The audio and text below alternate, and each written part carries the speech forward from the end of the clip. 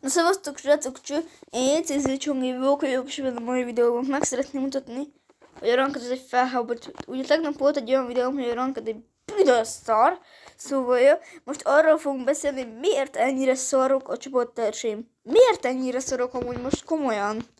Na jó, figyeljétek meg, az Edgar lesz a legbúzibb az én csapatomból, aha. Spektételjük csak az Edgart.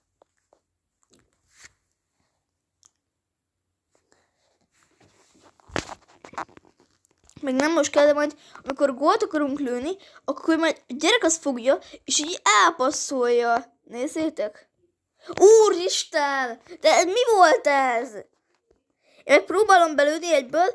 Dislike-ában most buzi ott is jön, igen. És ennyi, innentől kész a csapatom, egy nagy káosz.